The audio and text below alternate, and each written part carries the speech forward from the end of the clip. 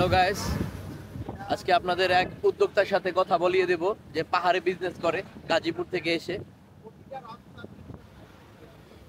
আসসালামু আলাইকুম ভাই, ভালো আছেন? এই তো ভাই ভালো আছি ভাই। ভাই একটা কথা মনে রাখবেন, জীবনে অনেক উন্নয়ন করতে হবে। হ্যাঁ, জীবনে পরিশ্রমের কোনো শেষ নাই। আপনি দেখেন, আপনি আমারে ফলো করতে পারেন। এই পরিশ্রমের জন্য সেই গাজীপুর থেকে মুরগির চালান নিয়ে ভাই পাহাড়ে মুরগি সাপ্লাই দিতেছি।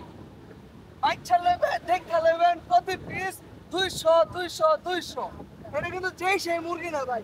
এই মুরগির মনে করেন যে খাইবেন আর আপনার পুরা যৌবন ফিরে আসবো, একদম পুরা জোয়ান হয়ে যাইবো। জোয়ান আর কচি হয়ে যাইবো। আপনি যারে খাওয়াবেন সেই যৌবন ফিরা হইবো ভাই।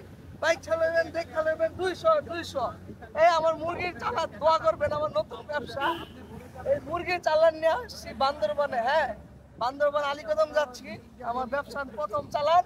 সবাই দোয়া করবেন ভাই, আপনাদের কাছে দোয়া রইলো। আমার মুরগিগুলো এই মুরগির নাম কি? জৌবর ফিনার মুরগি? হ্যাঁ ভাই, যৌবন মুরগি।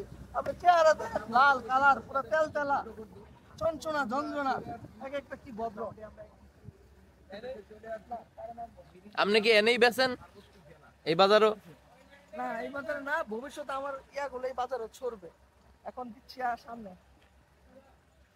আপনারা শুনলেন একজন সফল উদ্যোক্তা যৌবন ফিরানোর মুরগির ব্যবসা করে। এটা আমি পাহাড়ে না আসলে বুঝতাম না জীবনেও, যে মানুষের যৌবন মুরগি খাইলেও ফিরে। ঠিক আছে, এটা আসলেও অভূতপূর্ণ। দাদা দাদি যারা আছেন এই সমস্ত মুরগি, এই যে দেখেন। হ্যাঁ, আমার মুরগি নেওয়ার জন্য